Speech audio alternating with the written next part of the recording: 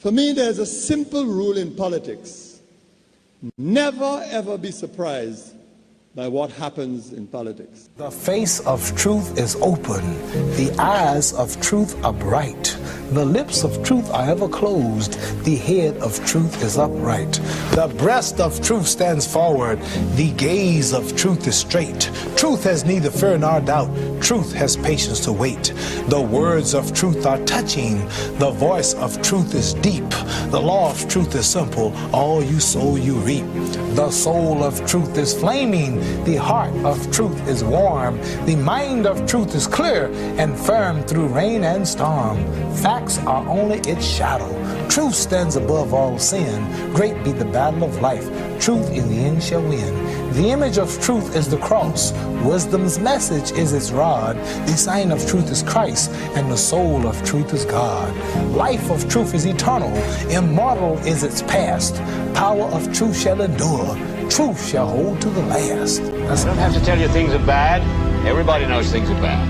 It's a depression. Everybody's out of work or scared of losing their job. The dollar buys a nickel's worth. Banks are going bust. Shopkeepers keep a gun under the counter. Punks are running wild in the street, and there's nobody anywhere who seems to know what to do, and there's no end to it.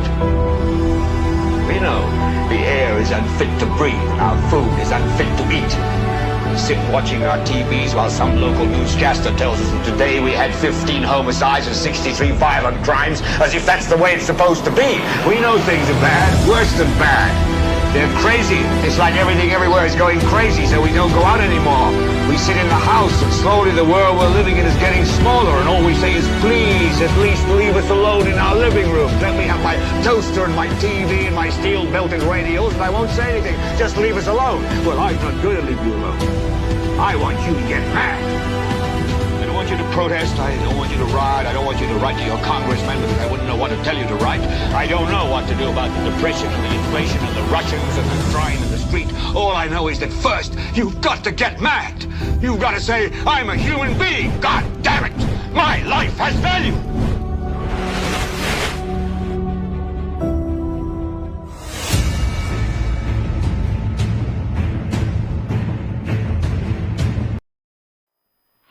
Coming up on the broadcast, a reminder that water is expensive. Free advice to the water and sewage company amidst a water emergency. Where in the world is Prime Minister Philip J. Pierre? And of course, we have our new feature, The Name of Things You Probably Did Not Know. Welcome to another edition of the most monitored talk show in the world, and that is NewsSpin on Power 97.9 FM. We are also on the NewsSpin Facebook page as well as the NewsSpin YouTube channel. My name is Timothy Poleon. We go up until 2 o'clock this afternoon with your calls at 452-2979. That's 452-2979. Your WhatsApp calls and messages 716-2026, 716-2026. And Kimani will be going through some of the comments in the chat room as well as on the NewsSpin YouTube channel. And I think yesterday we didn't go through any comments in the NewsSpin WhatsApp group, Kimani? Well, I don't think we did. I didn't find any. Nothing important? No. Anyway, good afternoon to you. Good afternoon, Tim. Water is expensive. We know that. We have heard this on countless occasions from so many public utilities ministers in St. Lucia, as well as people who have served at the helm of the Water and Sewage Company, including its board. We have been reminded, and also have been told and reminded that the government of St. Lucia is subsidizing the water rate, especially at the domestic level. So we know that. All the reason why there is need for governments to take a closer look at how they use the nation's finances, how to utilize the nation's finances, and all the borrowing that takes place for what? And how is this benefiting the people of St. Lucia? So as much as it will take millions upon millions of dollars to put Wasco in a position where it can provide an efficient service, an acceptable service to its customers, that certainly will take a whole lot of cash. We know that. So the government might as well bite the bullet and take a loan on behalf of that water company and ensure that whatever loan is taken is properly utilized for the benefit of Wasco, and that certainly would have a positive impact on the people of St. Lucia who are looking forward to receiving potable water coming from the tap that is treated. So there's need to cut the wastage in the public service. Corruption, definitely something that is very significant. And when corruption is rife in any administration, and don't tell me that it's only this government or that government that is corrupt. All right? That is not something that is synonymous with any one political party in St. Lucia. Because sometimes we believe that corruption is malfeasance and the embezzlement of funds, etc., and getting, granting contracts to certain individuals because you can get a kickback, etc. There are things like jobs for the boys and the girls, where, for example, somebody will get a job because of the connection to a political party or to a minister. You have certain individuals who are getting contract upon contract upon contract. And we have heard time after time that, you don't have a process whereby contractors are selected in the proper manner. That's through the tendering process. So corruption is corruption.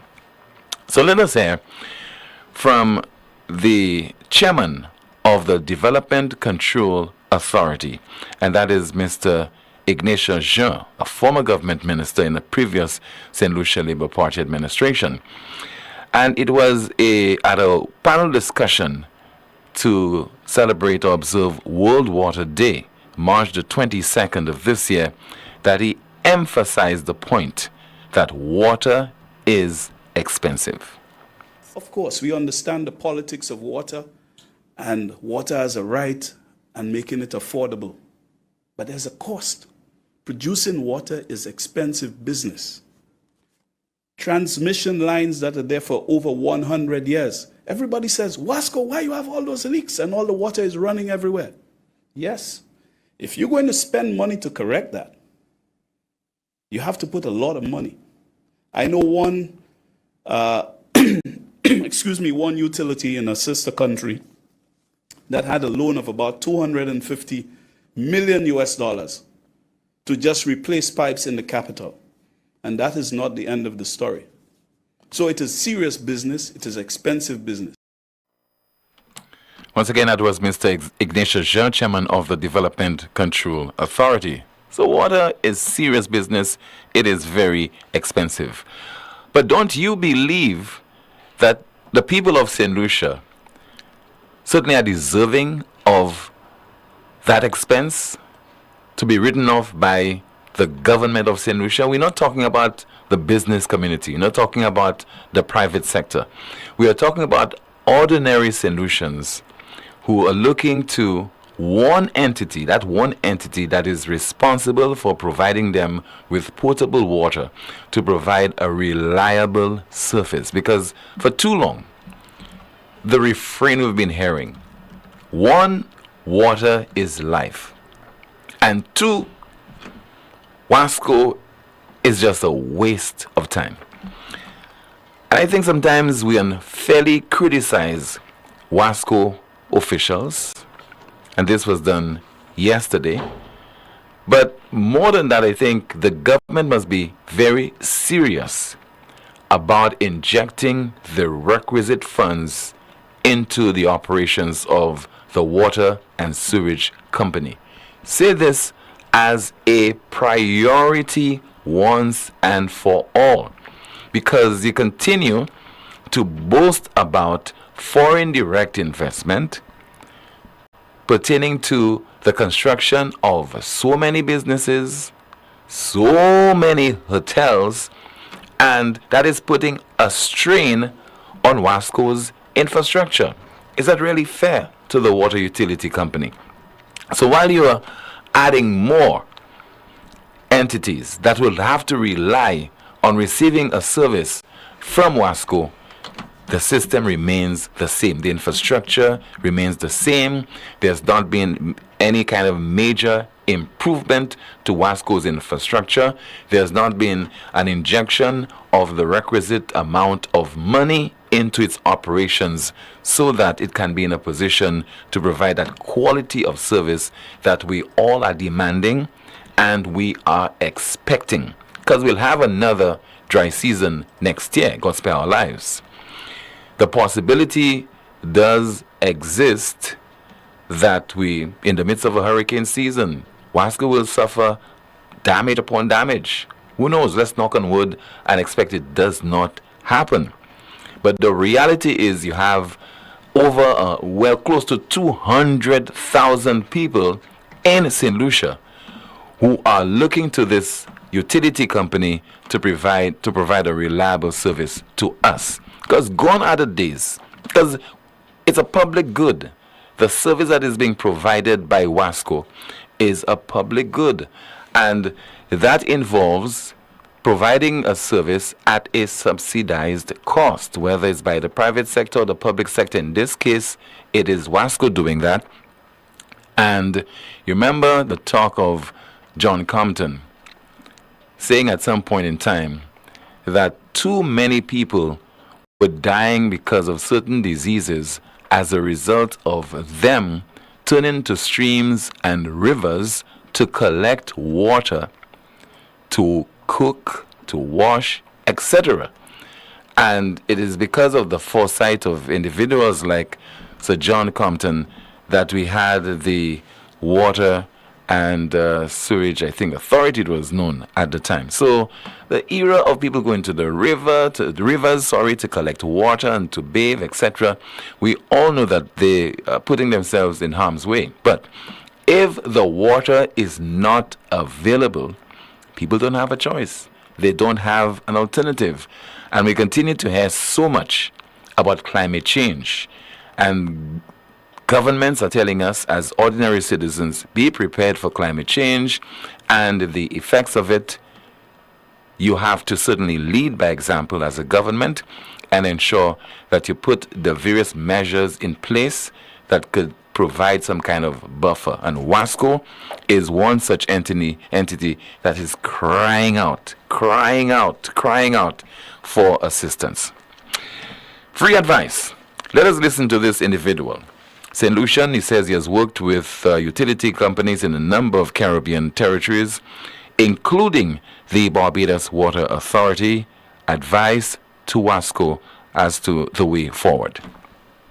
One of the things that was done, I know in St. Kitts, they do water rationing.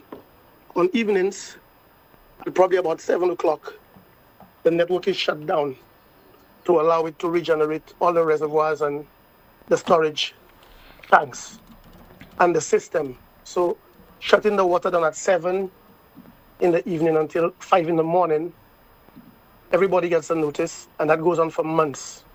It allows the reservoirs, the dams, everything to build up capacity again, and it's reopened at 5 in the morning so that you get normal water supply. And every day, everybody knows they have to either save water or shower before 7 because that system is shut. In Barbados, legislation has been passed years now, and I guess DC might have to look at that, where the any house being built above 3,000 square feet, it requires, to get approval, you have to build a water storage tank, either in the foundation, either a precast tank or an institute tank out of concrete, block, cement, waterproof tank, whatever, that allows you to store water. Probably 6,000 gallons that you could use for simple things like probably washing your vehicles, washing down, hosing down your yard, bathing your dogs, it could be connected probably to things like your toilet, because you don't need potable water to flush toilets. So that would be one of the ways that they would have dealt with by legislating it. I know some of the other islands, like in the Virgin Islands, would have done the same thing. So I think we need to start looking at legislating on the part of DCA to have tanks incorporated in our design. If you could afford to build a house at 6,000 square feet or 4,000 square feet or 3,000 square feet in this day and age, you should be able to afford a water tank that allows you to be less dependent on the system. Free advice to the water and the sewage company. Wasco, coming from a NewsSpin caller, he called the broadcast on Wednesday of this week. So we are in the midst right now of a water emergency, and you cannot use water for your lawns, you cannot use water for the construction sector, the making of blocks, etc., manufacturing of blocks, and also you cannot use water, potable water, that is, potable water, meaning treated water, if you have a car wash business. So sympathize with those people who are in the construction sector. You have a car wash business, you have your employees, and you're told by the authorities there's need for you to have, there's need for you not to use the potable water amidst a water emergency. We have to learn from this. I don't know if we'll ever learn from this. Chances are we will not learn, but as a people, government, water and sewage company, etc., we all must play our part to deal with this issue. And I know maybe a politician would say, well, this water problem did not start in July of 2021. It has been long before that, spans many administrations. And again, we're just proving that there isn't anything exceptional about our governments when it comes to doing things that will positively impact the lives of the people of St. Lucia. We open the lines right now to take your calls. 452-2979, 452-2979. Your WhatsApp calls and messages 716-2026, and that is 716-2026. And maybe Kimani can go through some of the comments in the chat room. In the chat, we have someone saying, I told you, I'm not attracted to misery. I'm not making love on an empty belly. A legendary NewsSpin commenter, who's always saying something hilarious. I figured I'd highlight this comment. Another comment in the chat is the minimum wage a livable wage. I hope we can discuss today. Another comment, the sewage division of Wasco is the only functioning part. Troops. Tim, it's not just injecting the fund into Wasco, but also about efficient use of the funds with meaningful, measurable differences or benefits to consumers. Someone says, Wasco is not producing water. Wasco is treating water to suppliers. I understand to maintain the equipment is costly. Another comment, we have been paying Wasco a dredging fee for so many years. What has become of that fee? Sometimes you get a huge bill for water you have not utilized. All this talk coming from Wasco is all because they want to increase water. But like we have said, that we don't have an issue with the increase, but what exactly would we be paying for, where whether it's rain or shine, we're still not getting water when needed? Someone says it just takes one enterprising lawyer to file a class action lawsuit against Wasco on behalf of clients. Someone says producing water is not expensive, distribution maybe. And another comment, our companies are too political, so you will always get that issue. That's it in the chat, Tim. Okay. Somebody did make a reference to the livable wage, Kimani. I think that was probably your top story this afternoon. Because it's being reported that the Minimum and Equal Wages Commission will be meeting with a number of private sector interests as of Wednesday of next week to start the consultation on this.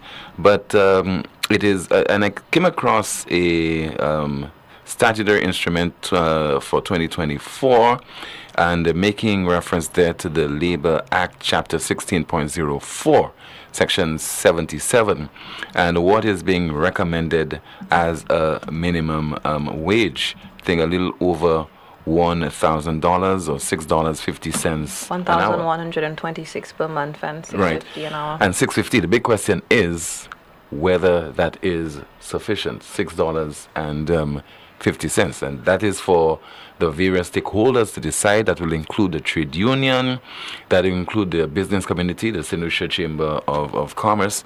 And I hope that something comes out that is reflected or reflective of the high cost of living in our country right now. So you don't think it's enough, Tim? Well, you have to take a number of things into consideration, and I don't have the facts before me, the figures before me, etc. But there are some people working in certain establishments who are getting, paltry sums, Right. like let's say $600 a month. Don't take into consideration transportation, your meals, your clothes, Right. and your shoes, etc. So I don't know, 1,100 if you have to pay your rent.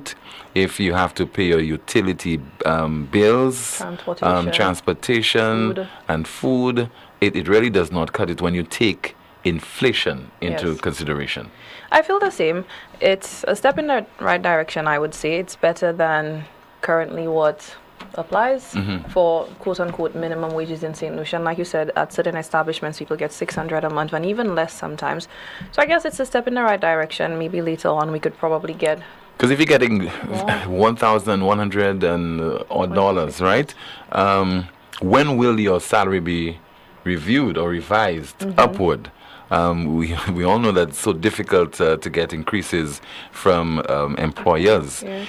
I mean, you go to an employer, ask for an increase, and invariably they will tell you things are hard. Of course. Okay? So 15 years ago, they'll tell you things are hard. Now that they have more justification, sufficient reason to tell you that things are really, really hard. But if employees need to take themselves seriously as well, in terms of the service that you are providing, because yes, somebody has a business, they see themselves as a businessman or businesswoman. You yourself, you must see yourself as a businessman or businesswoman. But also, if you need the job and you don't have any bargaining power, you take what you get, no? You're saying automatically you don't have any bargaining power? In certain It depends on the situations. quality of service that you are providing to your employer. It's on that basis you determine whether you have bargaining power or not. And I mean, No? sometimes they may give it to someone who's willing to accept their offer. So what do you do now? Stay without a job? 452-2979, your WhatsApp calls and messages, 716-2026, 716-2026. Let me see if I have any of your comments in the chat room. You got some comments from yesterday, and somebody says they really need your help to inform the public about someone that broke and enter in my house in, I think, Lakai Denery. They stole those items. I watch your show every day. I know there is a lot of people listening and watching. I would appreciate if you could publish those photos on your program to stop people from buying those items, or if someone already bought it, and help me locate those stuff. They are all brand new stuff, just the land mower that I used once already. Thank you in advance and have a blessed day. Okay, we'll try to get those the pictures to our producer to see if we can have those items retrieved. All right, Kimani, I don't know if you have any more comments in the chat room. And on a YouTube, someone says to me, there was a guy from Library who made a machine to turn seawater to clean water and sold it overseas. It was a big thing on news. Can Wasco buy some of his equipment? That's it for YouTube.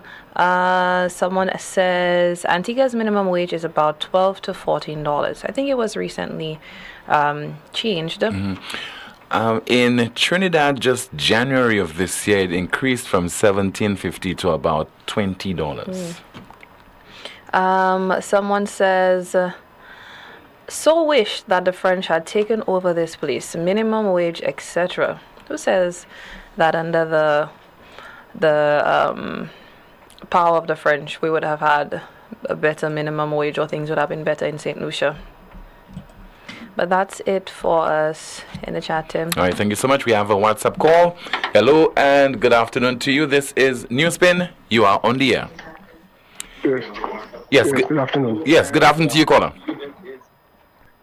Yeah, in reference to what the guy said in Barbados concerning the water, Barbados is relatively flat, and they would obtain their water through wells, right, dugout wells.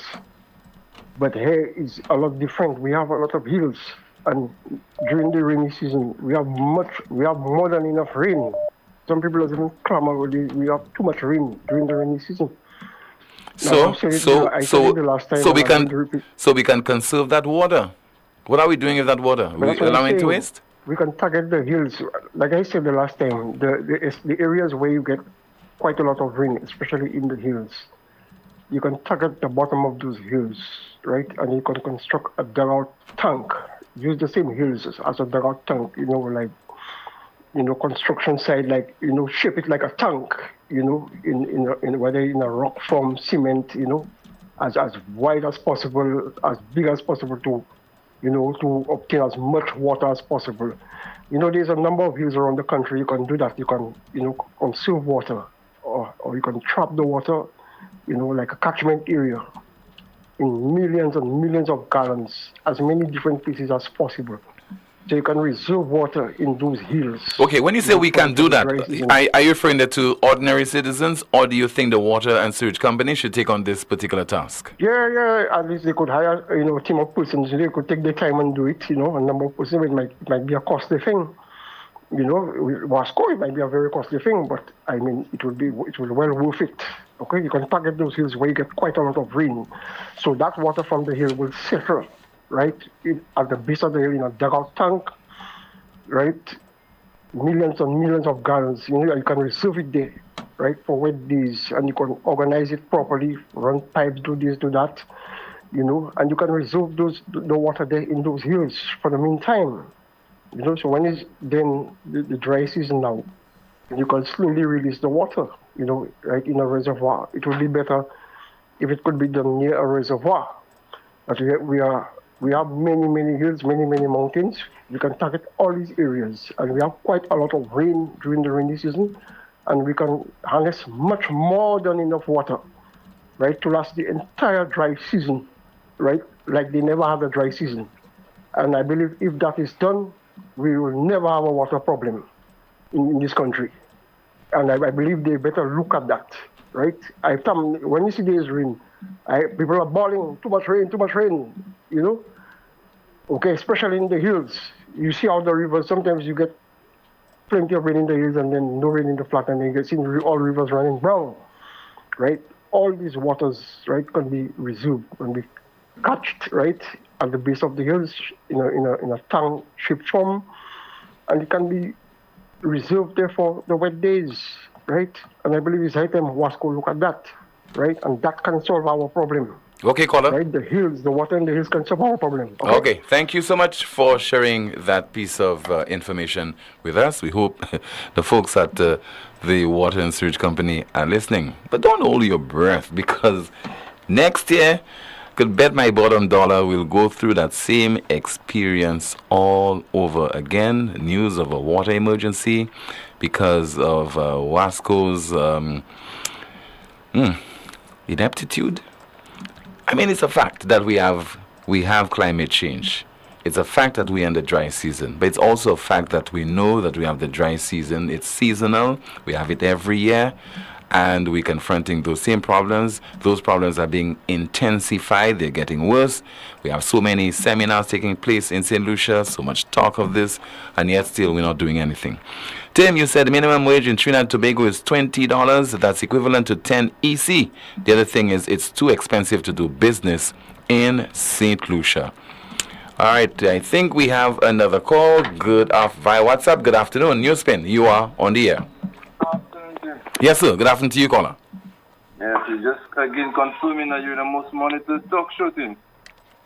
Some people don't believe it, but that's the case. The proof is in the pudding, because last time I'm not sure if it's the same last caller that called us. The time that guy called and to give tips on what Wasco can do to conserve water, in regards to shutting down the lines at night. Mm-hmm. I think it was the same night or the next day, the night after. I always thought it was at my home, but from that time onwards, they've been closing it at night. Don't you think it's coincidence, caller? Wasco always interrupting the service, from time to time. Oh, no, not where I live in Cicero, the team. Okay. All right. Always, right Okay. through. Non-stop. Only if they have a pipe or something, then they'll shut the water. But where I'm Cicero, Right. I've got 24/7, but I think the day after the guy called, Mm-hmm. it starts shutting down, I think, about 9, Wow. and then in the morning it's back. So I think they definitely took that advice of NewsSpin. Okay, caller.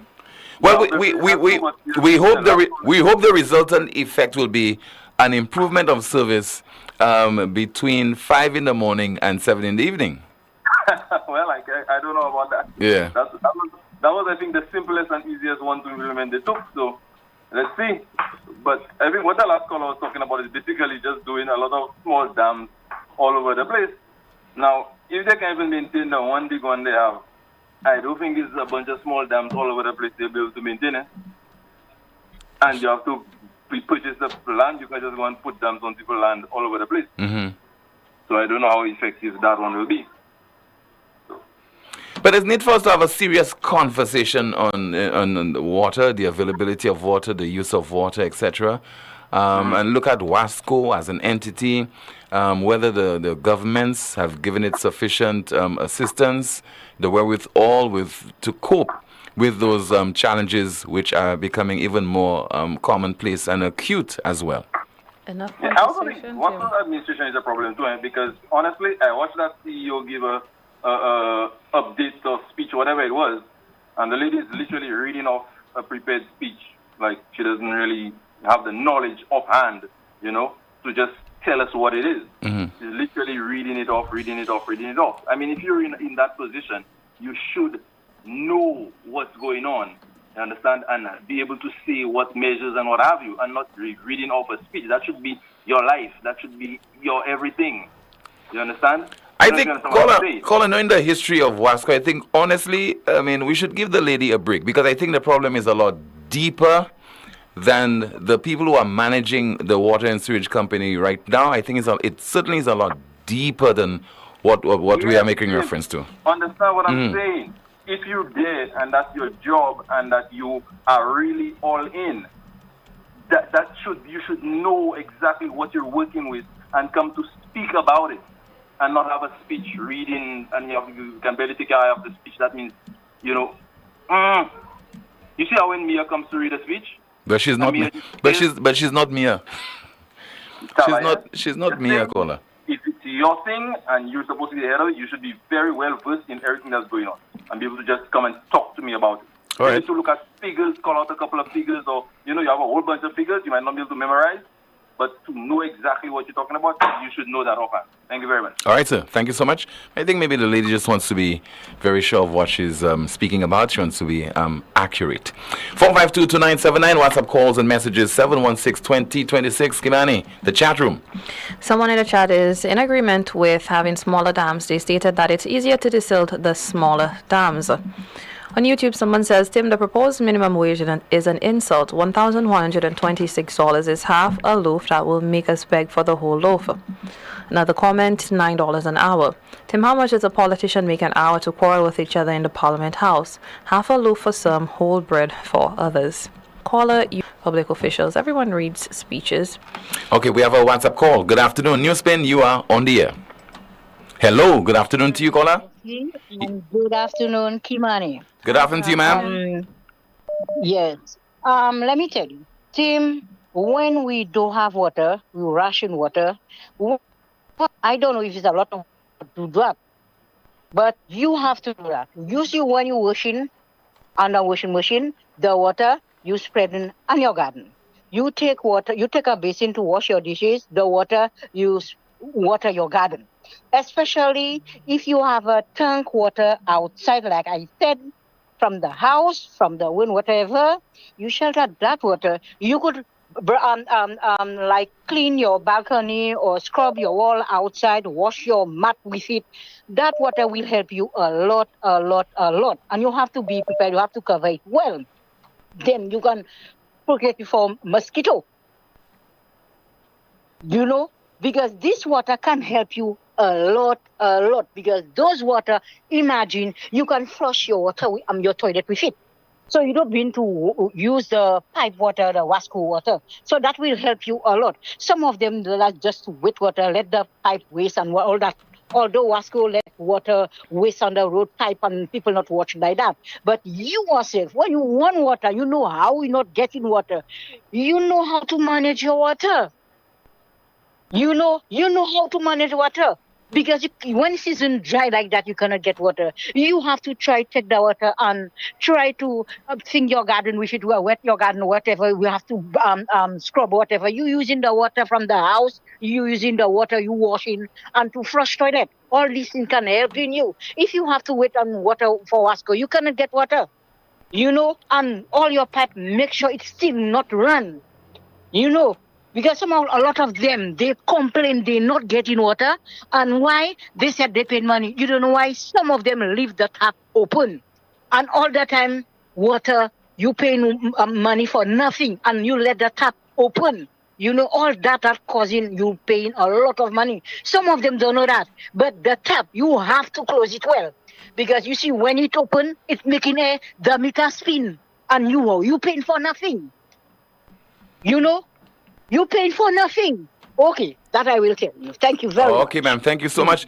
No shortage of advice for water, for the water and sewage company. And Kimani, that's free to Wasco. From the layman, from the professionals, from water consumers, you name it, free advice to the water and sewage company. Still to come, some politician in some part of the world said WTF. That is during sitting of Parliament. So we'll be playing you a particular clip. We also have the name of things you probably did not know. This is the most monitored talk show in the world, NewsSpin. It all started with a penny.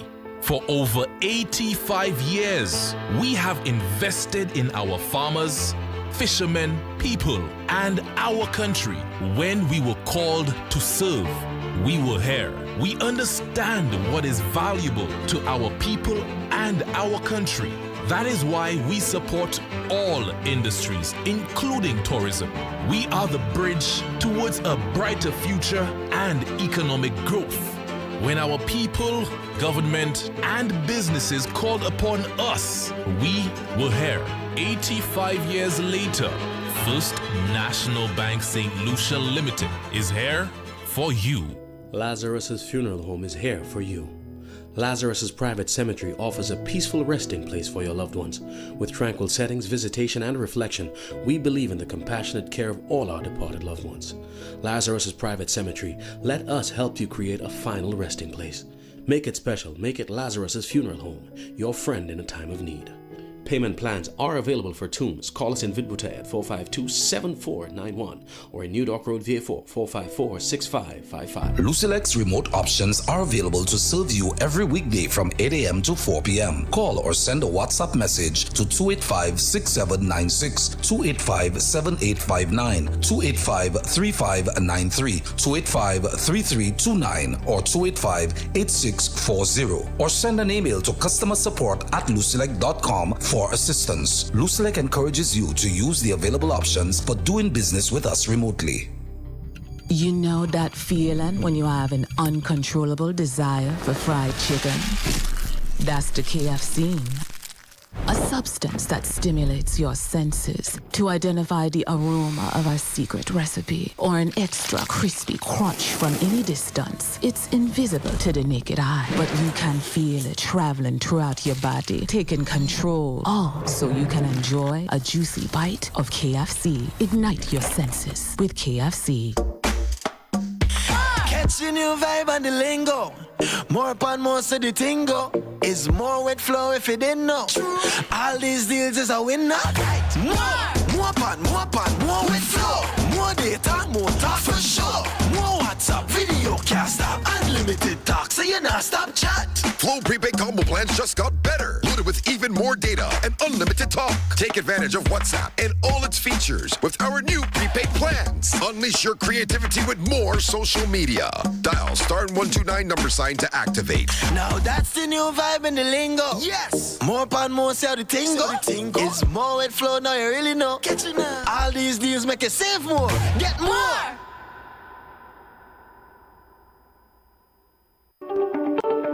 Night Meds is your dependable neighborhood pharmacy. You'll notice that upon entry, you are greeted by caring professional staff, attentive to your every need. Your prescriptions are always treated with a high degree of confidentiality, and we pride ourselves on providing speedy, efficient service. We carry a wide array commonly requested over-the-counter products, and our prices are very competitive. We offer blood pressure testing, blood sugar, and cholesterol testing. We're open to fill your prescriptions Monday to Saturday from 8 a.m. to 8 p.m. Come visit Sadhu's gas station on the Miku Highway or call us at 572-6840 or WhatsApp 461-6840 for more information. Night Meds Pharmacy. We are your community med store. Hey guys, guess what? Because your dad deserves more, Europa is giving more. They're bringing back the wow on Friday, June 14th with the very popular Culture Day for Father's Day. Last year was a blast and this year will be explosive. So fathers, stepfathers, grandfathers, all the dads of St. Lucia and all the moms who stand for dad, we are knocking out 15% discount on all pressure washers, vacuum cleaners, upholstery cleaners, in fact, on all carton machines. And that's not all. With turbo impact drills, rotary hammer drills, angle grinders, power saws, jigsaws, and sanders too. This year we are throwing the kitchen sink out for dads. Europa June 14th. I not. Get your accommodation ready for the event season. Jazz, T20 cricket, and of course, St. Lucia Carnival with hot showers powered by a tropical solar water heater. We offer a variety of sizes for any house, apartment, or hotel, and efficient installation within 24 to 48 hours of purchase. Call us today to find out what specials we have in store for you. With 3 convenient locations in Beaufort, 454-6344, Castries, 453-1868, or Grosley, 450-8201. Tropical Solar, good for the environment, good for you.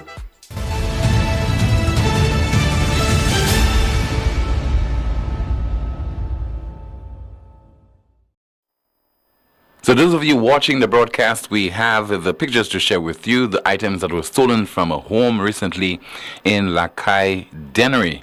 And the person told me that they would appreciate if we publish those photos on the broadcast to stop people from buying those items, or if someone already bought it, and help locate those stuff. They include power wash, a weed eater, also a small generator. Do we have the photographs? Okay, we'll keep the photographs of the various items, stolen items, on the screen. Those of you watching on Facebook as well as on YouTube. And if you can locate those items, please let somebody know, including the police.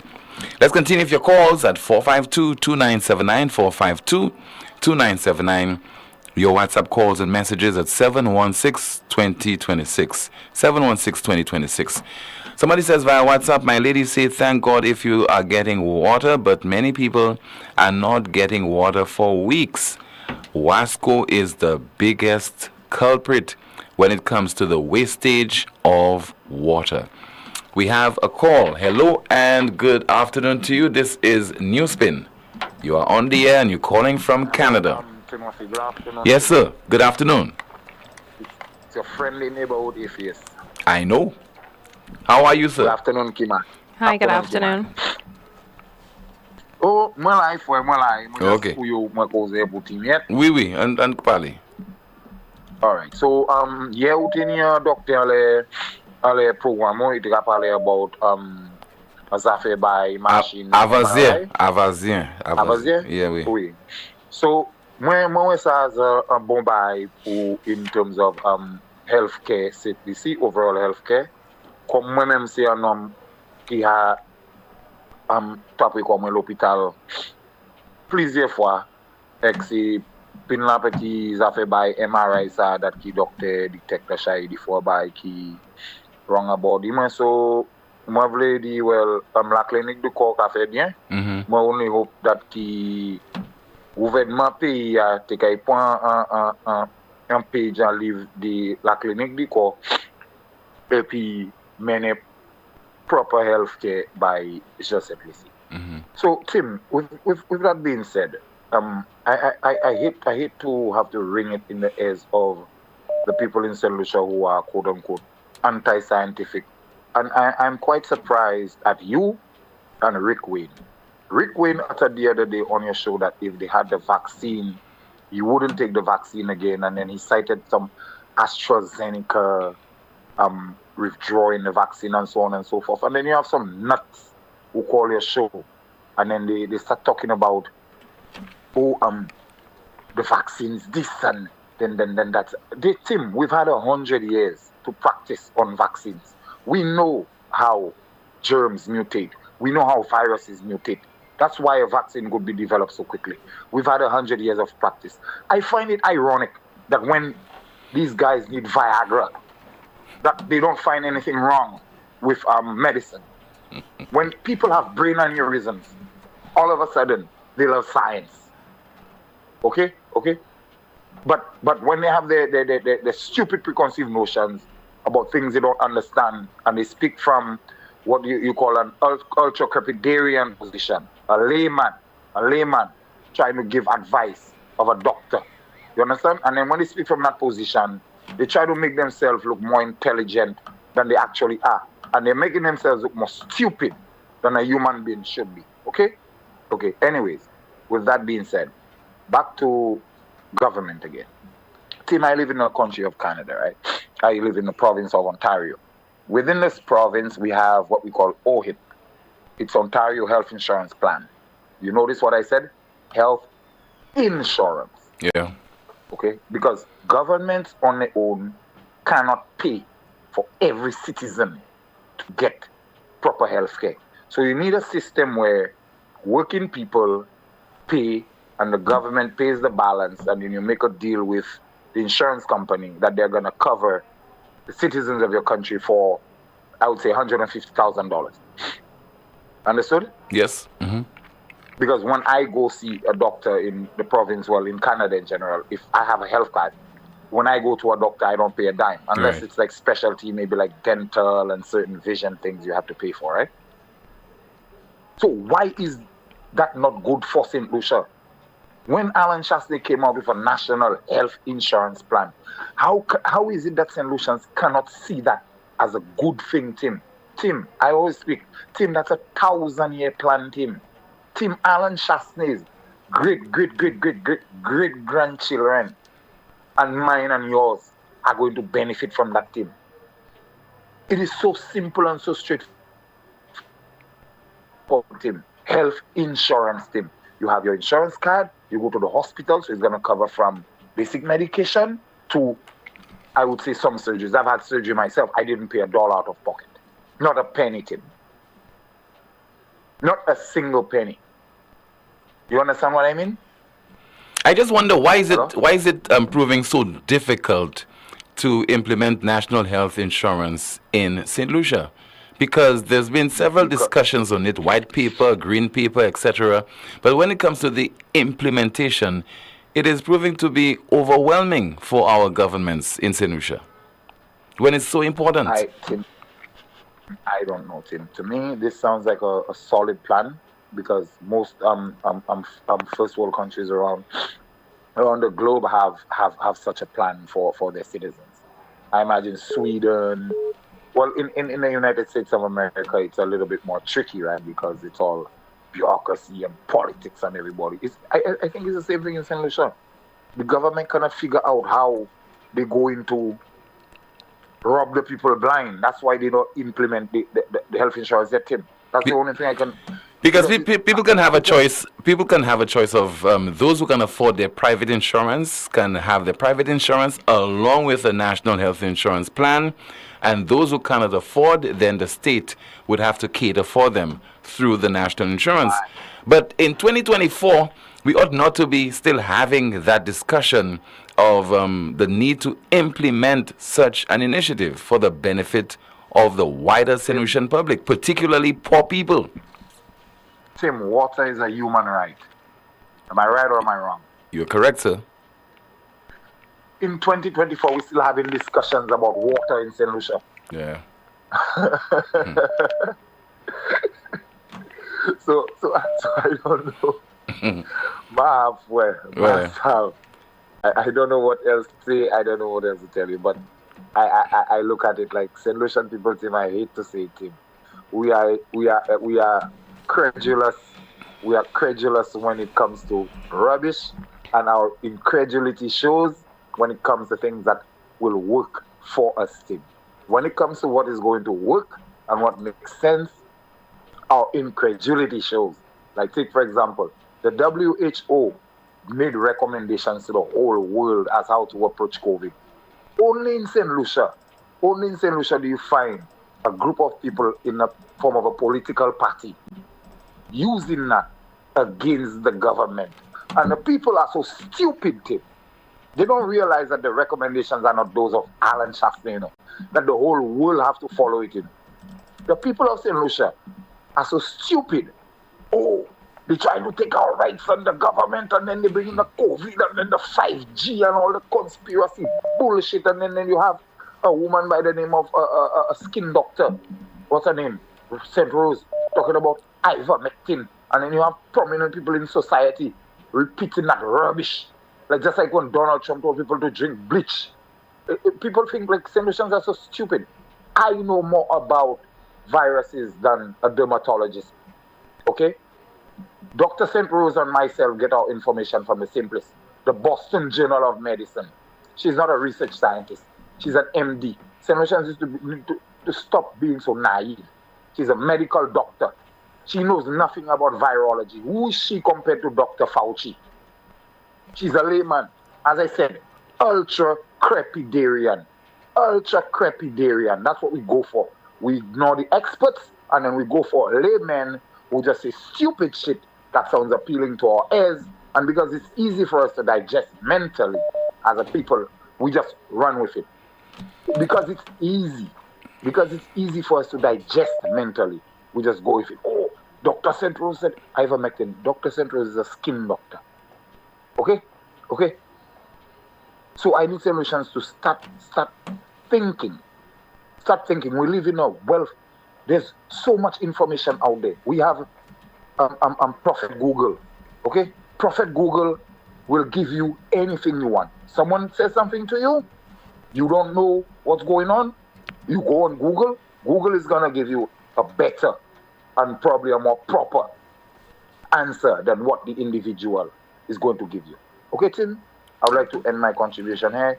Both you and Kimani have yourselves a lovely weekend. You too, sir. Everyone in the chat and everyone listening, have a great weekend. All right. Thank you so much. Calling from Canada. We continue to entertain your calls. Once again, 452-2979. WhatsApp calls and messages 716-2026. Don't know if you have any comments in the chat room, Kimani? I have a few comments in the chat, but it's funny how he said everyone had to have a good weekend after calling all St. Lucian stupid. But I understand what he said about going to Google, but we have to remember that Google is also a site for misinformation. You have to find the correct sources and know that these sources are credible to believe them. But in the chat, we have someone saying, yes, atheist, and the same Pfizer developed Viagra, which was initially developed for heart conditions with the side effect of enhancing the erection. Another comment, caller, while I trust and believe in science, there's certain things one must still question. Someone says, Lucidec is politics, Wasco is politics, supermarket is politics, what else? Someone says, we had a well-rounded week on NewsSpin, and I quite agree. Another comment, how could someone say 650 is an insult? What would he or she say for what is current? So now y'all are holding the CEO of Wasco to a higher standard than the people you actually elected to run the country. Why do we insist on chasing shadows yet leave the monsters alone? Wasco has been a problem from a long time ago. We have a call. Good afternoon to you. This is NewsSpin. You're on the air. Hello. Hello. Good afternoon. Okay, we have lost that call. Let's continue to see. Let's see if we have any of your WhatsApp messages to go through. Somebody says there, hi Tim. Generally, healthcare is quite expensive. Larger/developed countries' health systems are struggling to cater to their population. In addition, the taxes in those countries do not even compare to our taxes in St. Lucia. Let's see if we can try again to put this call on the air. Hello, good afternoon. This is NewsSpin. Hello. Hello, good afternoon. Let's try again. Hello. Hello. All right, we keep losing that call. All right, we'll try again, but we'll continue to go through your WhatsApp messages. And of course, let's see there what somebody is saying via WhatsApp. I am from Cicero, and I can confirm what this caller just said. After that suggestion, they started turning off the supply at 9 p.m. and resume at 5 o'clock in the morning. Kimani. On YouTube, someone says, Tim, Wasco is taking water in Grand Riviere for 1 month, and when I get my bill over $100. Tim, storage is the problem. Do you know of any storage tanks in the Castries region, or if there are not that many? Tim, he's right. We can store the untreated water and treat and use them later instead of allowing it to run off the land. I also hope the water rationing goes for the bottled water industry too, because they waste gallons of water daily. That's it. All right. Somebody said, heard of Iraq war in Mosul Desert. We dug wells to get water. Semi-trucks pumped water from wells. Okay, so Wasco, the person said Wasco is transporting water to homes. That is backward operation. We'll try again to see if we can put this call on the air. Hello, good afternoon. Hello. Okay, we're having some difficulty getting this call on the air. All right. My apologies to that person. 452-2979, your WhatsApp calls and messages 716-2026. Let us hear from a politician, and that is the leader of the opposition over in Canada. So in February, he used WTF. You're assuming you know what WTF is? All right, WTF. And that's during a question period in the Canadian Parliament during question time. So let's listen, because the Speaker of the House reprimanded that politician. But let's listen. Opposition. The Prime Minister's Arrive scam is now flailing out of control. Today, revelations from a Joël Denis Bellevance that one Arrive scan company received $250 million in contracts. Let's get this straight. It's a company with 4 employees, headquartered in the basement of a tiny cottage. They got IT contracts even though they admit they do no IT work. $250 million. WTF. Here, here.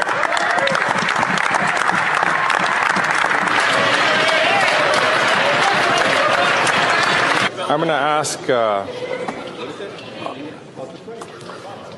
we are dangerously close to crossing the line in terms of what is considered parliamentary language. I'm going to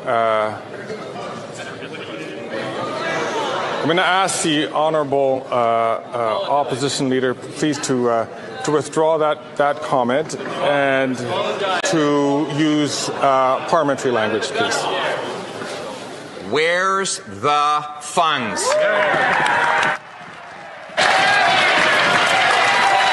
Opposition. The Prime Minister's Arrive scam is now flailing out of control. Today, revelations from a Joël Denis Bellevance that one Arrive scan company received $250 million in contracts. Let's get this straight. It's a company with 4 employees, headquartered in the basement of a tiny cottage. They got IT contracts, even though they admit they do no IT work.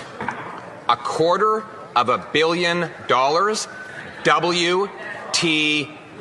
Here, here.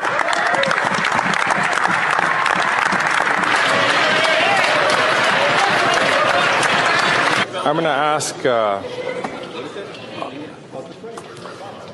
we are dangerously close to crossing the line in terms of what is considered parliamentary language. I'm going to ask the honourable opposition leader, please, to withdraw that comment and to use parliamentary language, please.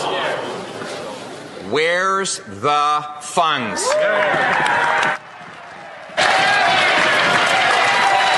Opposition. It's not always what you think, particularly if your brain or your mind is in the gutter. WTF? Where's the fund? All right, let's continue with your calls. Let's continue to go through some of the comments in the chat room. And, of course, your WhatsApp messages. What somebody's saying there. Okay, let's see if we could put a call on the air. Hello, good afternoon to you. This is NewsSpin. Hello. Tim. Good afternoon to you, caller. Yes, good afternoon. Tim, was that Guy Joseph I heard on your program yesterday? Yes, he called a broadcast yesterday. I haven't heard from him in a little while. I was wondering, because so much was spewed about Guy Joseph, I thought maybe, that finally the government had gotten enough to put him maybe in prison. But you see, and the reason why I'm saying that, Tim, is because so much was said about Guy Joseph and the United Workers' Party. This government is in office, and they have all the documents in front of them. And nothing has come out of it. And St. Lucians was fooled, and they believe a lot of what was being spewed against the United Workers' Party. And people think nothing has been done. So in opposition, they had so much to say.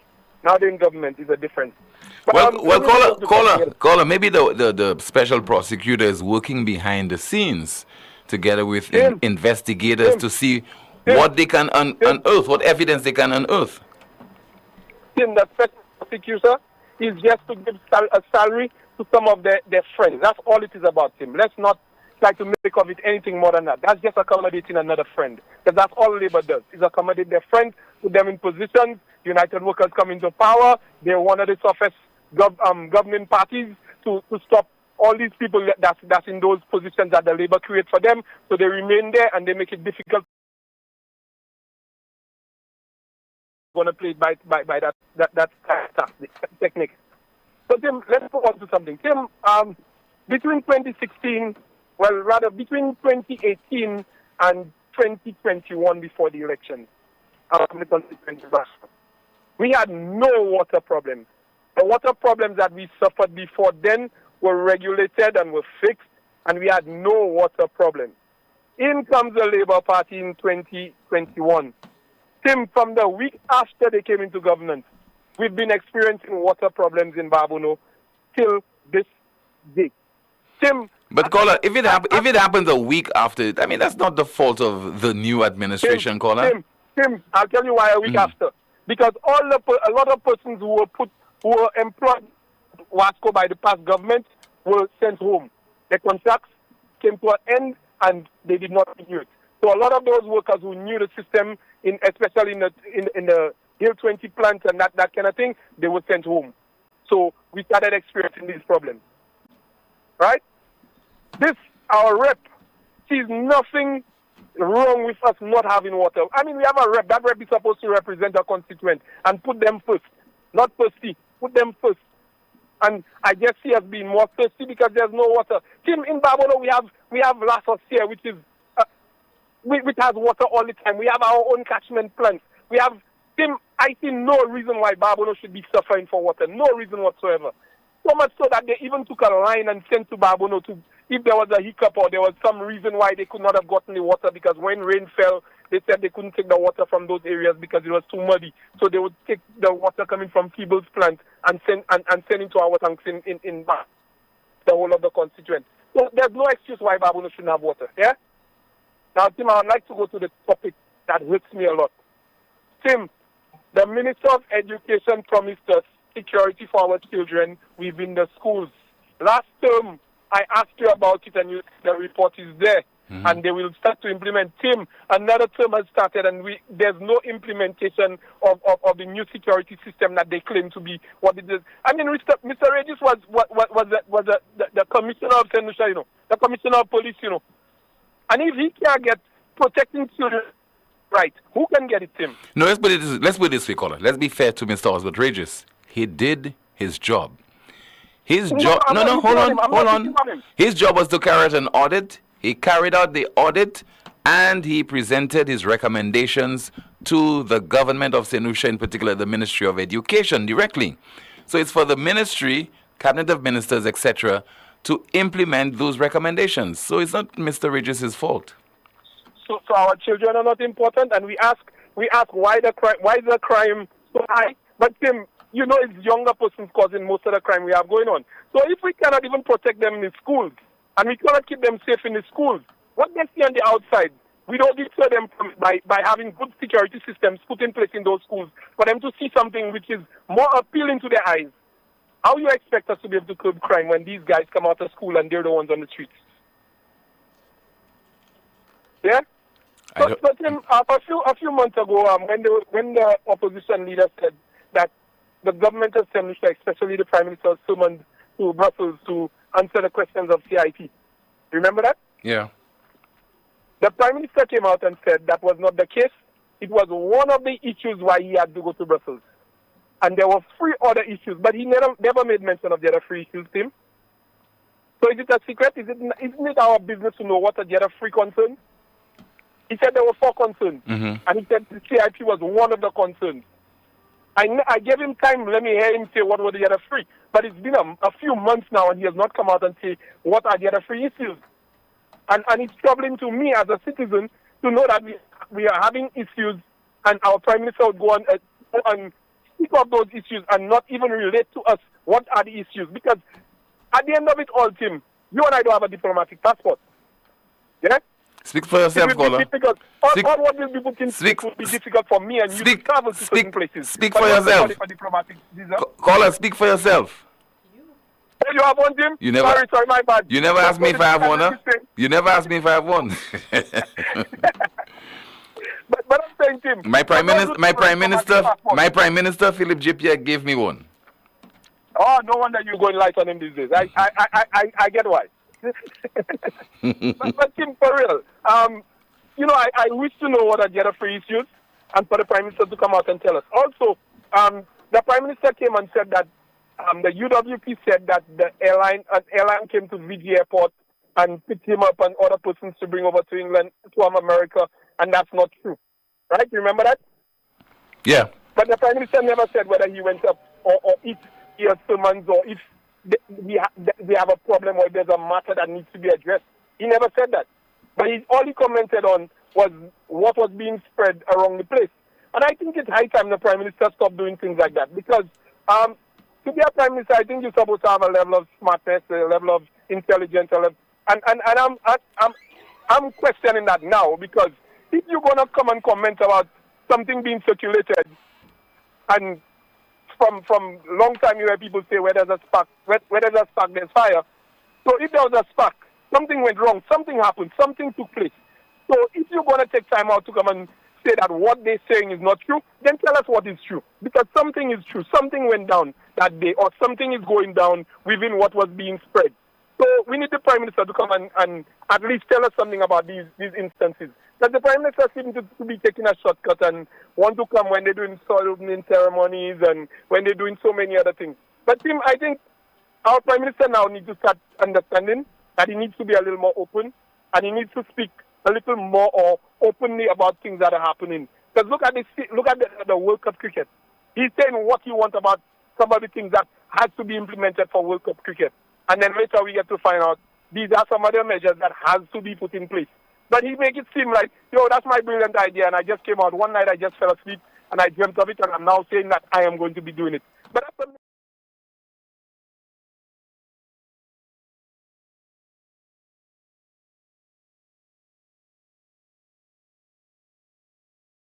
on our behalf. And I remember when the UWP was deciding to build the airport and they took that loan, and all the laborers, every labor right was going to say, oh, that debt they put on our children, and our children have to pay it and all of that. So the $80 million we don't have to pay. So that one we will be paying, our children will not be paying it, right? Okay, caller. Thank you so much for your contribution. Yeah, have a good weekend. By the way, Prime Minister Philip JP has accepted an invitation from the government of Taiwan to attend the presidential inauguration ceremony of the 16th term President and Vice President of the Republic of China, Taiwan, on May the 20th of 2024. St. Lucia and Taiwan share long-standing diplomatic relations, and this invitation underscores the strong and enduring ties between the two nations. During his visit to Taiwan, Prime Minister Pierre will have the opportunity to strengthen the bonds of friendship and cooperation between the two countries. Expenses for the Prime Minister and his delegation will be covered by the government of Taiwan. Prime Minister Pierre will also be a guest of honor at an independence banquet in London on the 26th of May 2024, where he is expected to address St. Lucia nationals on recent events. Prime Minister Pierre departed on the 16th of May and is scheduled to return to St. Lucia on May the 27th, 2024. During his absence, Deputy Prime Minister Dr. Ernest Hilaire will act as Prime Minister and Minister for Finance, Economic Development and the Youth Economy, and Minister for Justice and National Security. Comments in the chat room, Kimani? In the chat room, someone says, Tim, what job did he do? Just sit down and write an audit. Tim, let my head rest in peace. Another comment, by any means necessary, we must protect the victory. Stay without water. Someone says, you need a sarcasm award, Tim, and I second that. Another comment, Trudeau must go, Philip JP must go, I'm voting for Poleon and Chasse. Another comment via YouTube, someone says, Tim, I love that clip. If it was in our parliament and the real word was said, the Speaker of the House would not take no action. That clip which you played, the guy just used letters and still got burst. That's it for me in the chat, Tim. Thank you so much. Still to come, the leader of the opposition, my guest, in just a bit. This is the most monitored talk show in the world, and that is NewsSpin on Power 97.9 FM. We are also on the NewsSpin Facebook page as well as the YouTube channel.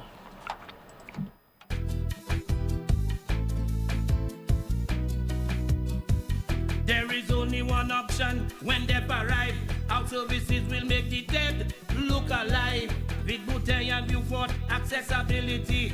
Remember, we have the only private cemetery. No one can match our prices from coffins to corsage.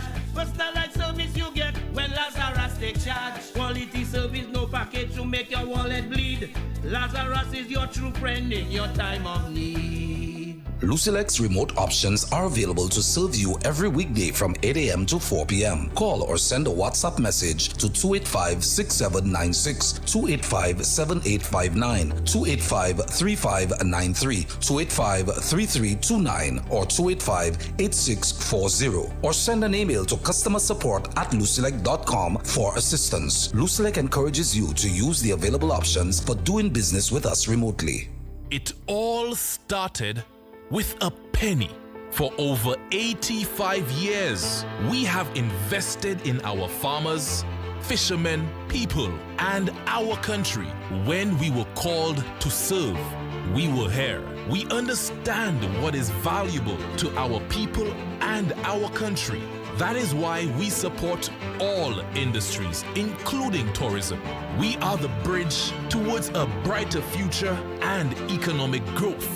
When our people, government, and businesses called upon us, we were here. 85 years later, First National Bank St. Lucia Limited is here for you. Catch the new vibe and the lingo. More upon more, so the tingo is more wet flow if you didn't know. All these deals is a winner. More upon more wet flow. more data, more talk for sure.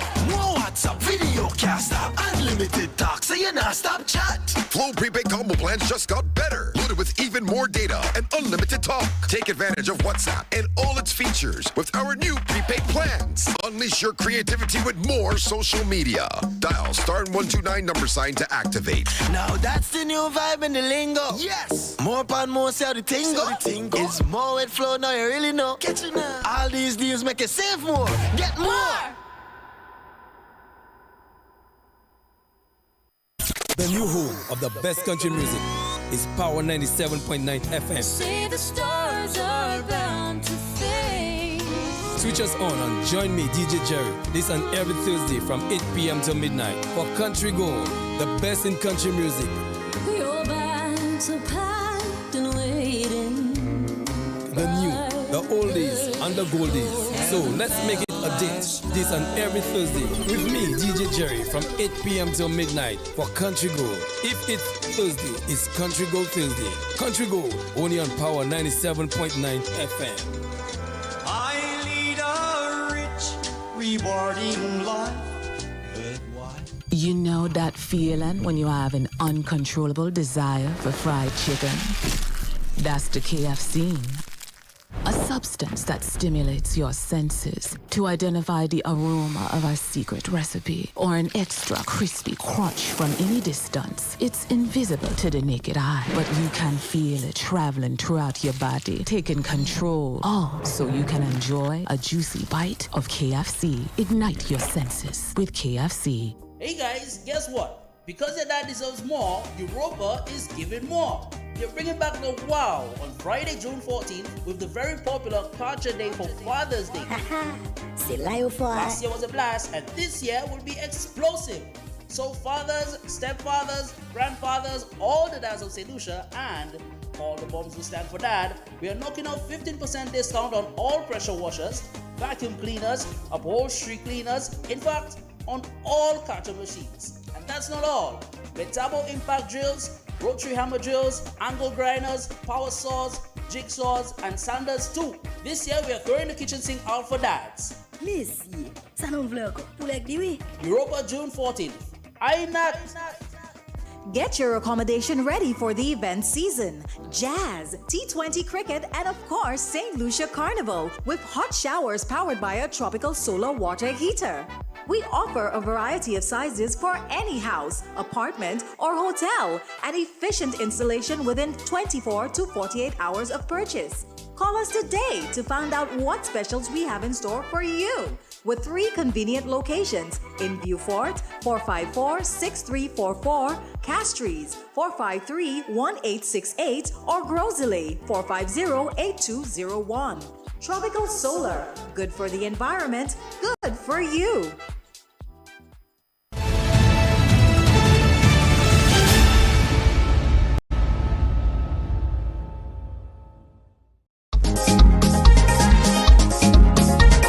Oh lad boy, that name again, that's tired.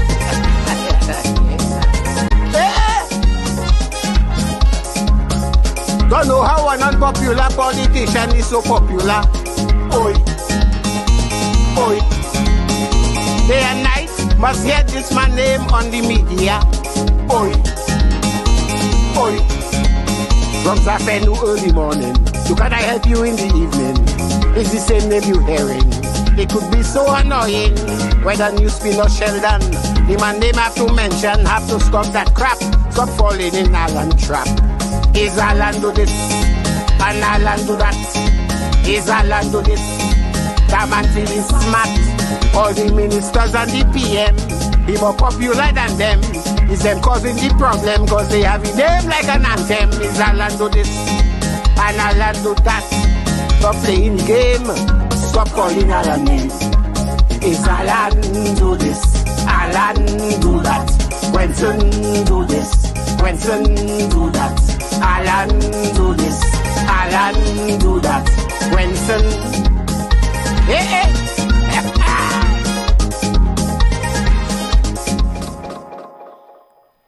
Invader and his contribution for Carnival 2024. Alan do this, Alan do that. And talking about Alan do this, Alan do that, he's in studio, the leader of the opposition, the MP for Micoud South. Welcome to the broadcast. Great to be here, Tim. Somebody told me, that's why I asked you to be here, somebody told me about there's some development regarding this particular song. What is the latest on this? Well, apparently I have to enter into negotiations with Invader to be able to use the song. I mean, look, it's a great song. I really want to thank him for recognizing the work and the contribution that we've done. And some of the things that he said. It's a great theme song. And hopefully that we'll be able to sit down with his lawyers and figure out where to go. What is the story? I mean, taking legal action against you? What's it?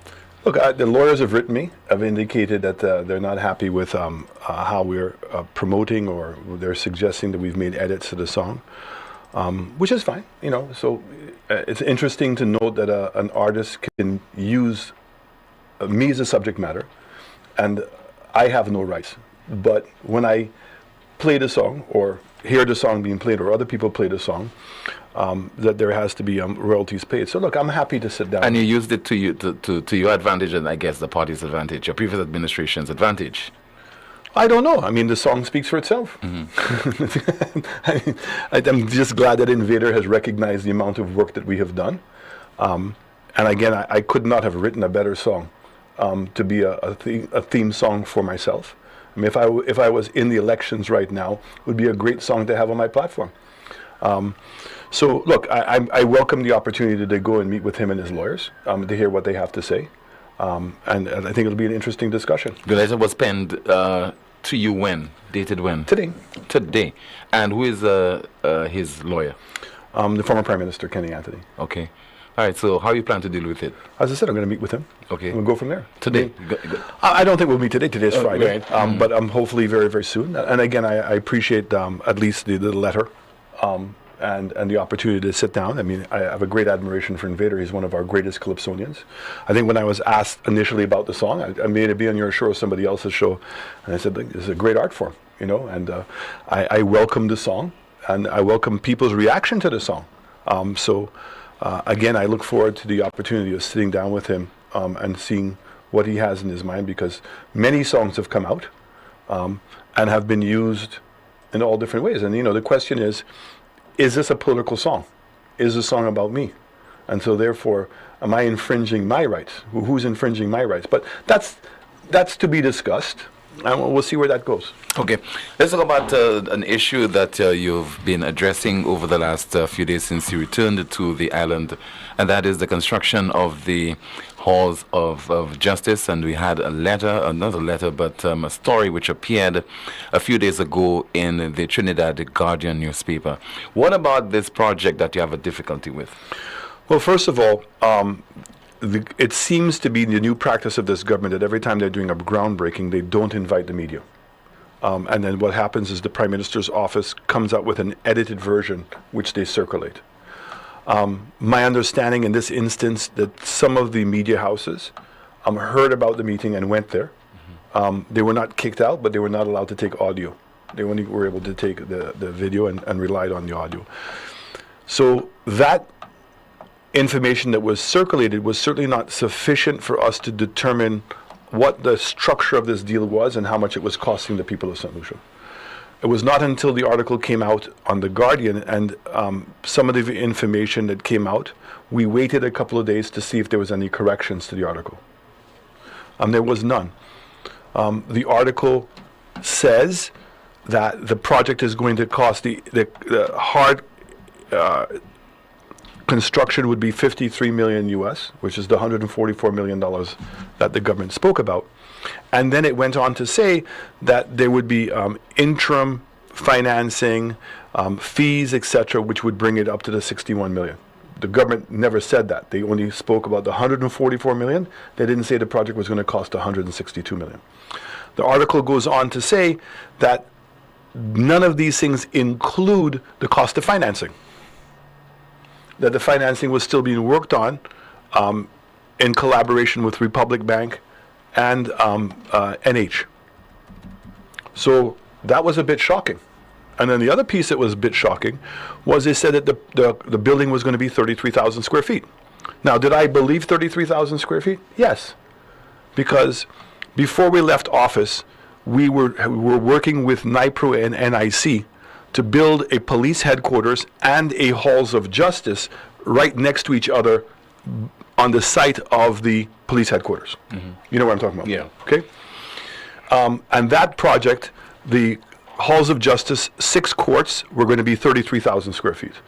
The police headquarters was going to be 65,000 square feet, and 10,000 square feet was for the custody suites. And the custody suites was going to be underground. And the entire cost of that project was $31 million US for 120,000 square feet. So what was shocking is that here we were talking about, the article talks about a dedicated halls of justice for 33,000 square feet costing $61 million US, not including the financing, right? So when you start calculating those numbers, because what is it really that matters? What matters is how much is this going to cost the taxpayers of this country? So this idea that they're going to build this building and then in 12 years' time they're going to sell it to the people of St. Lucia for $1, okay? Because that's what they wanted you to believe. Is rubbish. Nobody's going to build a building and wait 12 years and then get paid $1 for the building. You agree? Yeah. So how is the person getting his money back? He's getting his money back because the Ministry of Justice would have to pay the rent. But it's not the first time we have such a bold agreement. Correct. Right. So, but you pay rent. Okay? So how much is the rent going to be? Now, if you use the calculations that they gave you of $61 million, $162 million EC over a 12-year period of time, then it's $13 million a year, which means it's about $1.1 million a month divided by the 33,000 square feet. It comes to $34 a square foot. Now let's put that in perspective. The most the government pays for rent right, maybe $8. So you can imagine $34 that you have to pay. This is coming from a government that criticized my administration over the Daher Mall. So the Daher Mall is a very similar concept that we assigned the top 2 floors to the developer while he constructed it. We were going to, in 15 years' time, that he would hand over the property back to us, and in the meanwhile, the rent was going to be $4 a square foot. Okay? $4. And they said that was expensive. So here we're talking about 34, and it doesn't include financing. But I don't think you have to take inflation into consideration and maybe the cost of materials. You're not being serious. I'm right? just asking. But are you being serious? Should you take those things into consideration? That's what the government has put out as its excuse as to why the cost of the project has gone from $31 million to $61 million. Does that make sense to you? You really believe that the cost of materials has gone up that much? The price of a container from China has come back down. The price of fuel has come back down. So we're not building it in the middle of COVID. Building it now. That's nonsense. Now, what is even more disturbing is that yesterday on Meet the Opposition with Nancy Charles, a gentleman called up the show, a gentleman that we all know, John Peters. I would have expected that a man who proclaims to have integrity, that before he even began to speak, that he would have clarified his role in this project. I would have expected him to have first said, I am an employee of NH. You think that's an important fact? But is he? He is. Because I don't know he's an employee of NH. He said he is. I didn't listen to the program. Okay? He is a director on the company of where the land is going to be posted. So the land that's going to come in, yes, is going to go into a company of which he is a director. Do you think that's important information to know?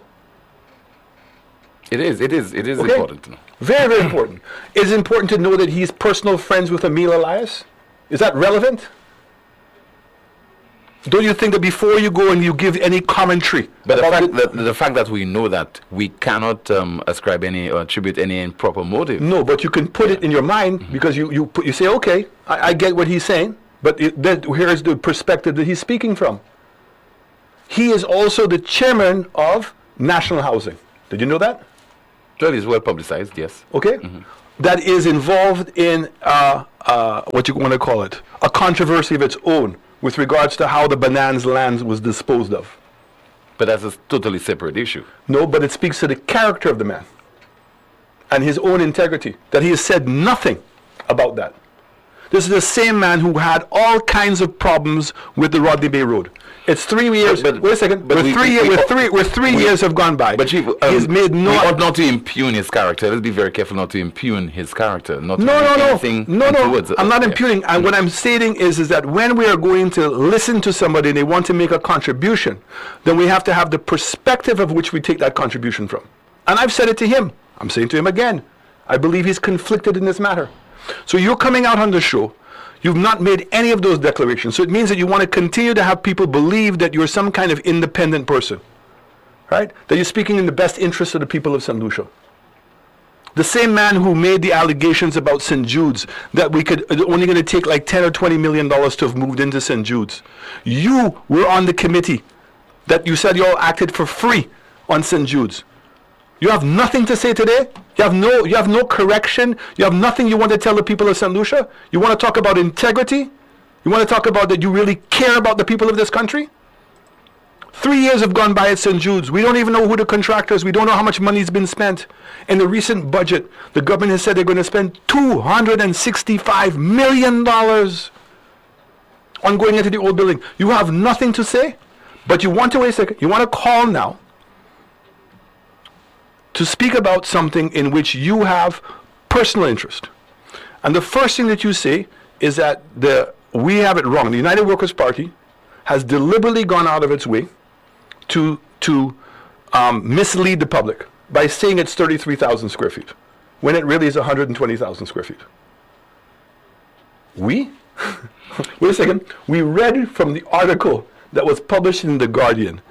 Almost 5 days went by. Nobody from NH issued any corrections to that information. Right? So we are reading from what it is. If you are such a patriot of this country, why is it that you have not caused the government of St. Lucia to tell us how much rent we're going to pay? Has that ever come up? Has anybody even made that suggestion? But I want us to also think as St. Lucians. 120,000 square feet. That's bigger than the Daher Mall. That's as big as OKEU. So I want you to think for a moment.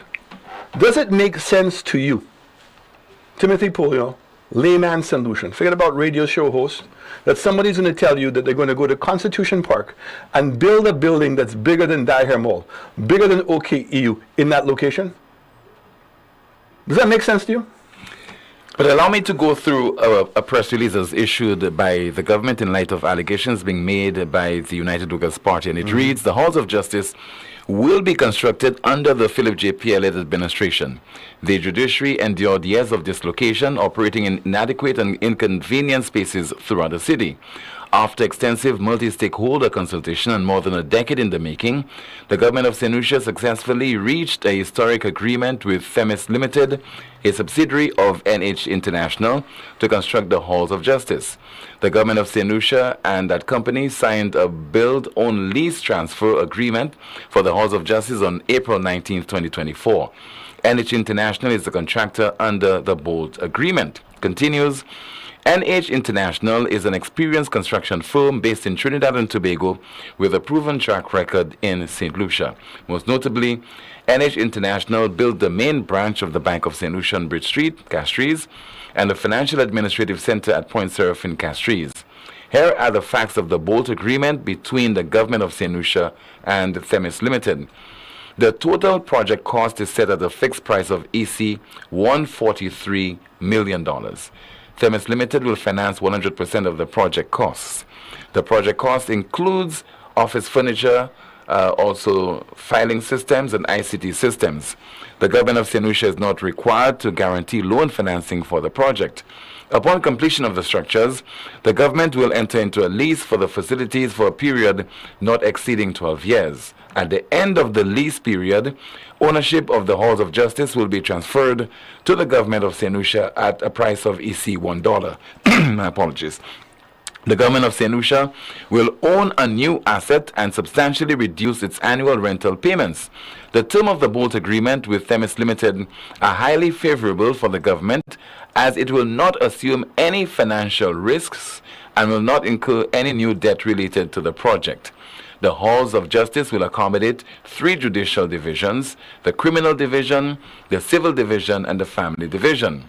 The facility will consist of 14 courtrooms, 6 magistrate chambers, 9 judges' chambers, 11 witness rooms, 10 administrative offices, a law library, 1 26-seater conference room, 1 police post, holding cells, and a high-security defendant's dock in the criminal court.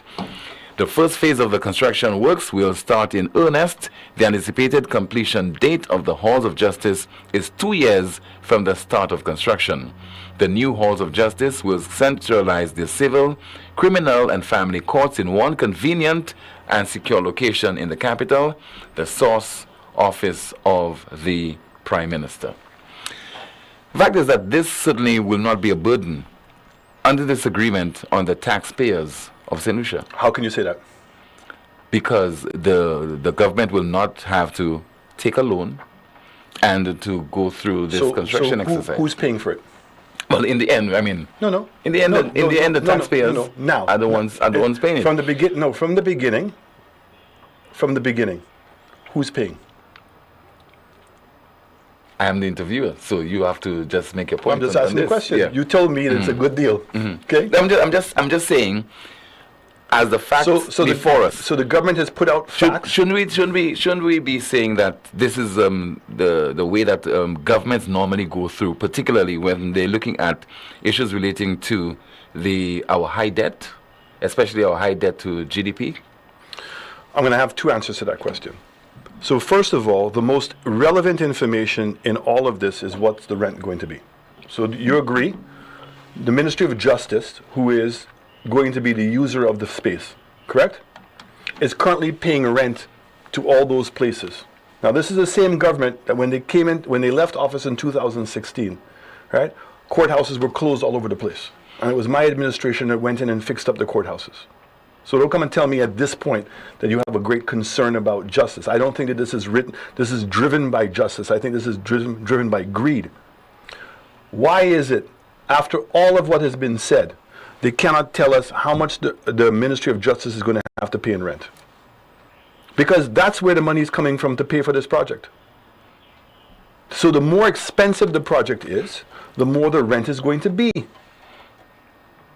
Now, does it become a point where the rent is so high and it's so egregious how much money you're going to have to pay? You say, you know what, I can't afford that.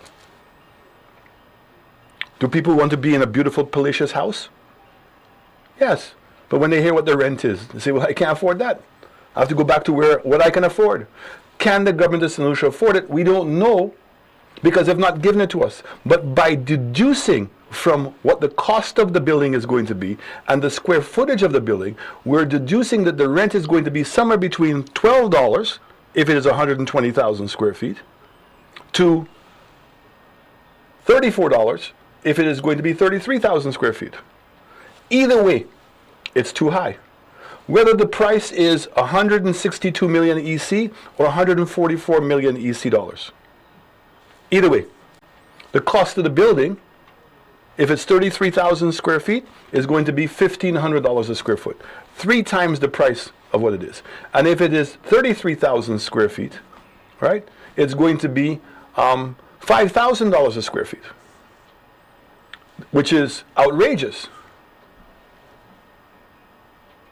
So you're telling me all of this has come up. The article in the Gleaner, in the Guardian, has coming up. You've not chosen to correct any of that information because that's the information that was been put out. At no point up until this time did the Prime Minister's office put that information out. And in still putting out the information, they've still missed out on the most relevant. What is going to be the payback? Who is paying the money and how much a month you're going to have to pay back for the building? And I said to Solutions, so if you were going to get a police headquarters, a courthouse for $31 million, and today they want to come and sell you just a courthouse for $61 million or $53 million, although the article says 61 million, it says 53 is what the construction cost is. And then the other fees that are associated brings it up to 61 million. It still has to be paid. Right? Is that worth it? Are we getting value for our dollar? And why is that relevant, Tim? I've been preparing for the budget because, I was not here, so I want to be able to provide a rebuttal to the budget. I got to the first page, and the first page said that the economy grew by 2.2%. Right? But the debt of the country grew by 8.8%. The government of St. Lucia borrowed $380 million this year. New debt. That's the total debt of the country in 2022. It grew by 8.8%. It grew by $380 million year over year. Let's put that in perspective. In 2020, we borrowed $350 million. Year of COVID. The following year, the government borrowed $364 million. And this year they're borrowing $388. So it's almost like, okay, well, the norm is to borrow $380 million. Let's go back to 2016. 2016, $77 million. The following year, $116 million. The next year, $110 million. Now, here's what the problem is. Your mother was a vendor. Yes? Yeah. And you're proud of her, right? Mm-hmm. And she's an amazing woman. Imagine if your mother, so this is saying that the debt of the country is growing 4 times faster than the economy is growing. So let me tell you what the equivalent is. Your mother goes... But does that be the issue with all our administrations? There's been so much borrowing, and people have been saying that basically we have nothing to show for it. Let me show you the example. And we just have 5 more minutes left. Let me show you an example of your mother. If your mother goes to SNS to buy a product, and the product costs $4, and she goes down to her vending spot, what do you expect her to sell that for? Oh, she has to make a profit. Which is what? Yeah. More than $4. At least $6. Okay? Mm-hmm. At least $6. Mm-hmm. In this case, what this is telling us, for every $4 that the government is investing, they're only getting $1 back. Not even the $4, So your mother's buying a product, going down and selling it for $1. She's buying it for $4 and selling it for $1. How long she can stay in business? Well, that goes for all our administrations in terms of the level of borrowing and in terms of borrowing for what? So guess what? And again, I'm mindful of that we use terms and that people don't really understand what those terms are. Your debt to GDP ratio tells you whether you're on track. So it's okay to borrow money if in fact what you're borrowing the money for generates a better return. Let me give you an example. I decide to buy a bus. Okay? I pay $60,000, $70,000 for the bus, second-hand bus. A man promises me that he's going to get me a peg. Yes? And he doesn't get it. So it means that the bus is sitting there generating no money. It's only a good deal if I buy the bus and the bus is generating enough money for me to pay the loan for the bus and to make extra money. What this is telling us, when your debt to GDP is increasing, which it did, it went from 69% to 72%. When you see that the growth rate is less than the growth rate of debt, it tells you're on the wrong track. So this is a government that told us that this is a great budget. I'll tell you, that's the first page. I haven't gotten past the first page yet. Great budget. The country's in great condition. In a great condition, my brother, you're borrowing 4 times at the rate of the growth of the country. That's not sustainable. When Kenny Anthony said, remember, something went wrong. What went wrong is that he was having to borrow money to pay salaries. And every year he was in debt, and he was having to borrow money to pay for the debt. He was not borrowing money to build new roads. He was not borrowing money to build new investments. He was not borrowing money that would allow the country to grow. He was just borrowing money to sustain it. That is what this is telling you. And what makes it worse, okay, Tim? I'm sure you'll have sufficient time to speak on the budget. So you ask a question. When you now go and overpay for a halls of justice, and all of a sudden red flags. What's the first red flag? Why was the chairman of NIC and the head of NIPRO at the groundbreaking? Why? Well, the government will have to. The government can't tell us what. And guess what? And NIPRO and NIC are normally the entities that would do this. Now, when NIPRO and NIC make money, where does the money go? The profit goes to help pensioners. When NH makes money, where does the money go? Let me tell you where it goes. Trinidad. Final comments from you, sir? Because time is against us. I am extremely concerned by the behavior of this government to take the people of this country for granted. I am concerned that the work that this government is doing is not redounding to the benefit of the people of this country. When you speak to the young people of this country, they want better salaries. They want a better standard of living. This investment is not going to benefit anyone. In fact, it's going to make people's lives worse because it's going to increase the amount of debt. So when the Prime Minister says there is no debt, there is debt. Because when you next over 12 years, you increase the rate of rent by 4 or 5 times what you would normally pay. Where's that money coming from? So if you're still not making enough money on an annual basis, and that's after all the taxations you've put in, that's the tax gouging you've put in, all those things, this country is in serious trouble. And this government continues to lie and deceive the people of St. Lucia. And when we're asking a straightforward question, and they cannot give us an answer on GPH, they cannot give us an answer on St. Jude's, they cannot give us an answer on HIA, they cannot give us an answer on what's happening with CIP, they cannot give us an answer of the $80 million that went into NLA. Who did the money? Who got the contracts? How much are we paying for that work? We have to be conscious of what that they owe it to the people of St. Lucia to be transparent, that the people of St. Lucia know that their money is being spent in a meaningful way. And when we see a report that says that the debt of the country is growing 4 times as fast as the economy of the country, my people, we are in trouble in this country. This government has betrayed the trust of this people. And in the answer in the press release that you read there is a further betrayal. A man who has vested interest in this deal, speaking and not declaring what his interest was, is a betrayal to the trust of the people of St. Lucia, as if we're asking questions and we are wrong. No. You are wrong for not providing the answers in the beginning. You are wrong for not accounting for how you're spending the money. You are wrong in this. Why is it that an opportunity for NIC to have made money to benefit the pensioners of this country was denied, and instead a third party who did not even go out to bid? We don't even know how was NH selected. Are you telling me he put in his article that he got this deal because no local contractor could do this project? So you're telling me Renault couldn't do this project?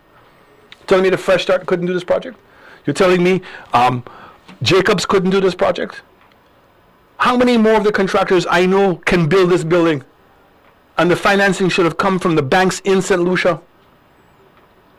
Or better yet, this should have been a deal done by NIC and NIPRO and not by a foreign entity. And I want to know, why is it that both those gentlemen were sitting there in the audience and speaking? Was it that that's supposed to be tacit support and endorsement of the project to make it look like it's okay? For another show, I want to know who owns the land that the Ministry of Education building is sitting on. Very interesting question. Thank you so much for being my guest during this segment on the most monitored talk show in the world, NewsSpin. You just heard there from the leader of the opposition, Alan Chastney. Have yourself an enjoyable long weekend. We'll be back on Tuesday, 12:30, with another edition of NewsSpin. Goodbye.